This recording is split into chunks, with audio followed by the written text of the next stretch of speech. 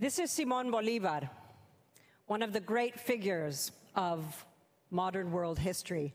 You've probably heard him referred to as the George Washington of South America. Like Washington, he was a great military hero, a founder, a first president. But unlike most founders and first presidents, Bolivar still has a vivid political presence today. His fears, his hopes, his visions, his ideals are still very much alive in South America. I'd like to persuade you that the story of Simón Bolivar, although it is almost 200 years old, touches on every aspect of the Latin American character. I'd like to convince you that Bolivar offers a unique opportunity to understand who we Latin Americans are today. Now, consider for a moment what it means for a figure from history to have political durability. There is no Thomas Jefferson Party in America.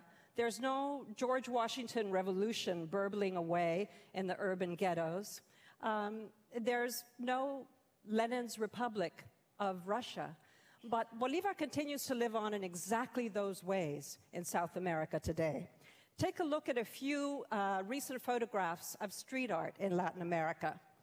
Here is Bolivar as a revolutionary, Bolivar as a voice for racial justice, as the hope of the masses, as father, as inspiration, as philosopher, as a galvanizing model for the young, and as an instrument for revolution.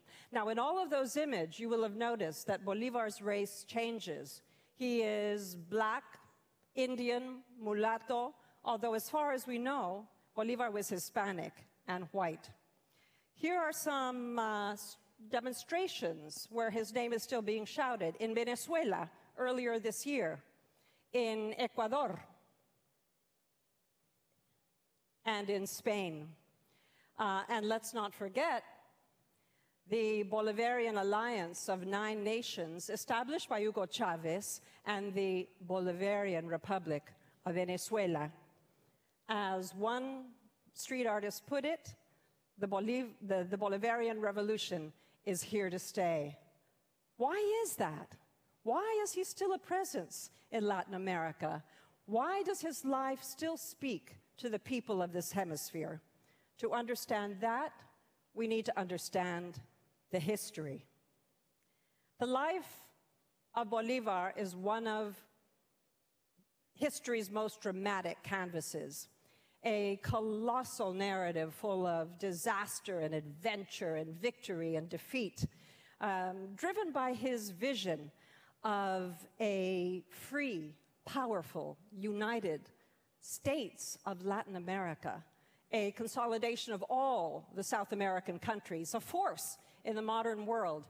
He single-handedly conceived, organized, and led the liberation of what are now 6 nations: Venezuela, Colombia, Ecuador, Peru, Bolivia, and Panama.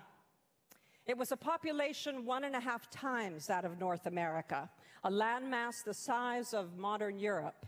The odds against which he fought: imperial Spain, a considerable world power, vast areas of untracked wilderness, towering mountain range, and the splintered loyalties of many races would have proved difficult for the ablest of generals with strong armies at his command.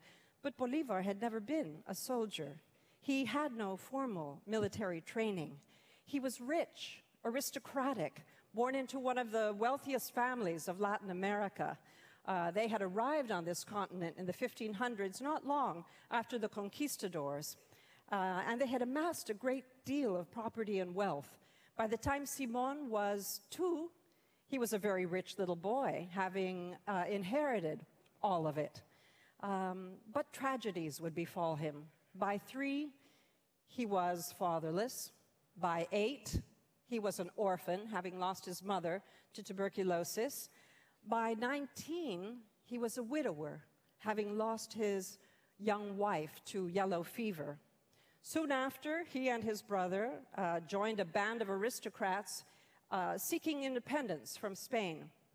When his brother died in a shipwreck, Bolivar went on to invest the whole family fortune in the revolution. And as his fame grew, he was asked to help revolutions as far north as Mexico and as far south as Argentina. He never brought his revolution to Brazil, but the questions he asked about race, injustice, liberty, added to the tide of rebellion that eventually led Brazilians to break with Portuguese rule. Bolivar's wars of independence lasted 14 years, from 1810 to 1824, and in the course of a devastating violence, he was beaten back, exiled twice, but he always returned more fierce after his failures. The art of victory is learned in defeat, he liked to say. And sure enough, every time he was routed by the Spanish army, his own improvised army grew stronger. Eventually, he learned that the only way he was going to achieve his goals was to engage all the races. He sought help from blacks, Indians, mulattoes, mestizos, merchants of the seas, pirates of the Caribbean, wild cowboys of the Apure, invalids in hospitals, and boy soldiers as young as 11.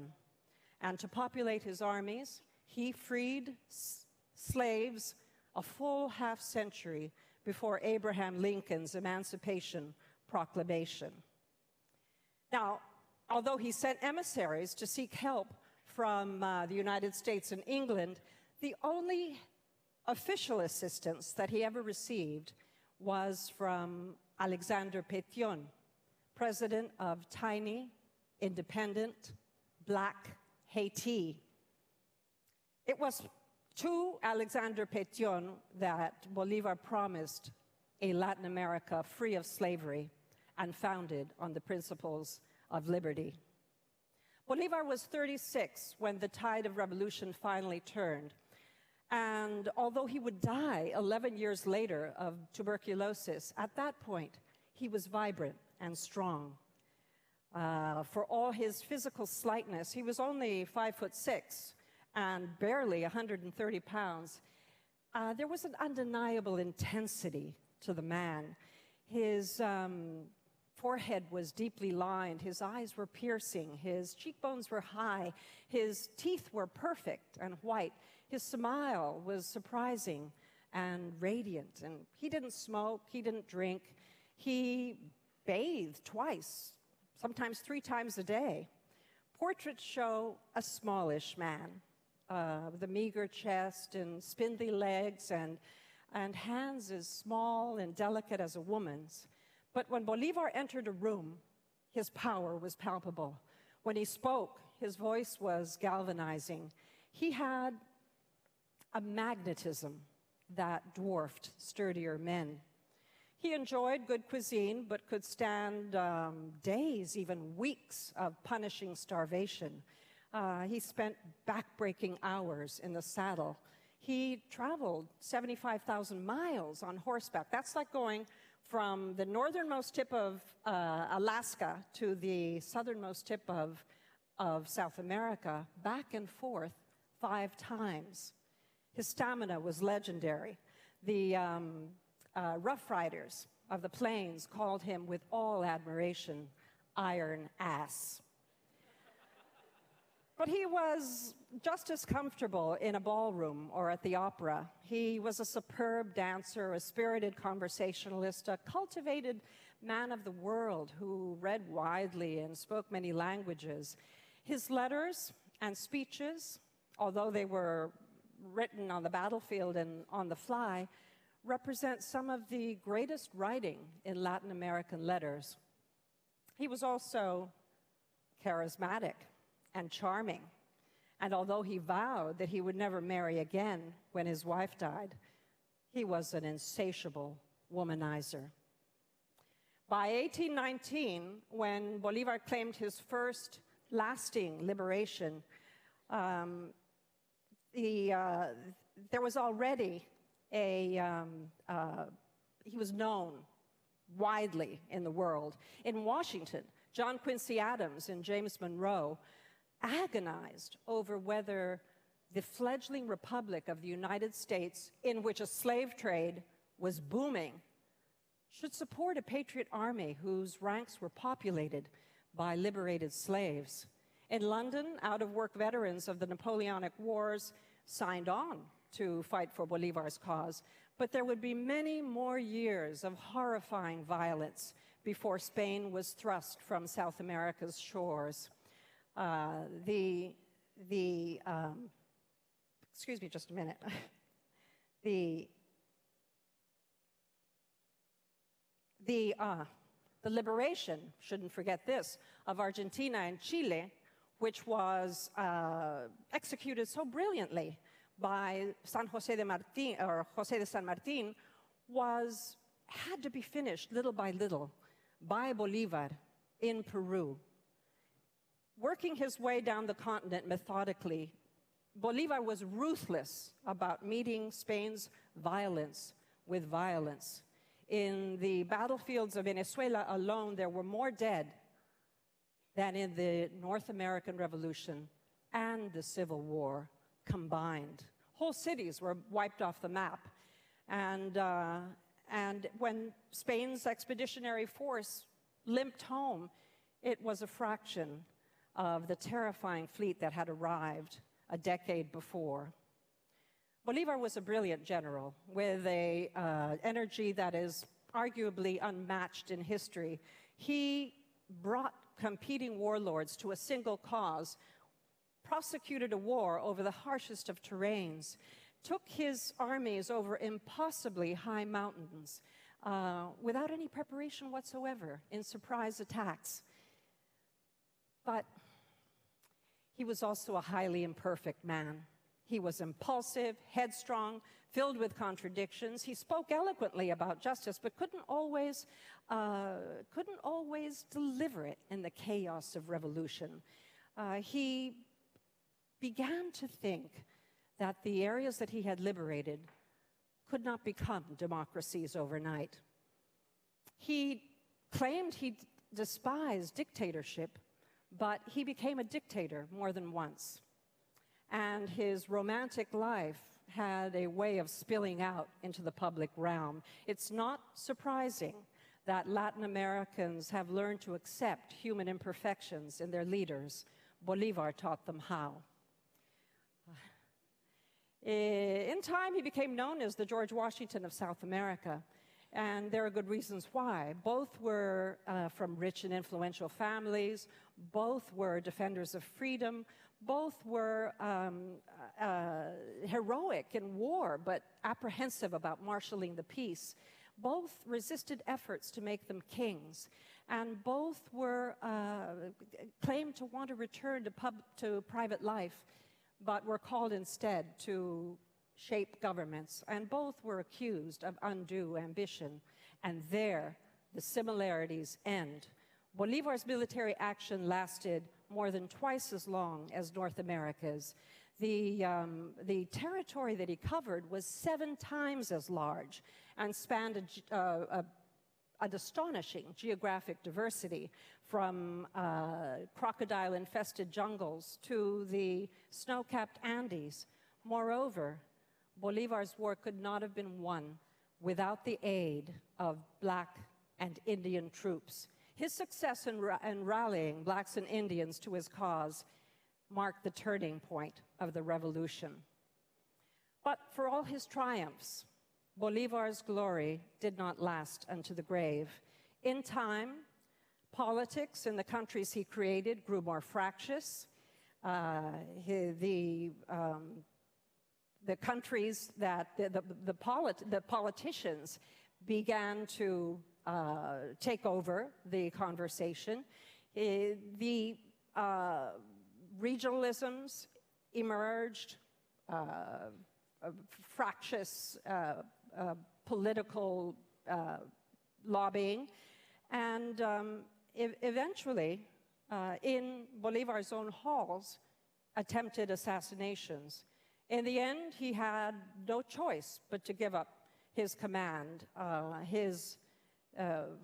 the time he was 41, his wisdom began to be doubted in every country he had freed and created. By 47,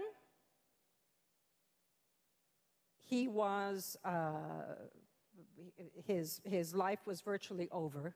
His tuberculosis that had started at the age of 36 completely overran his body, and he had no choice but to give up his command.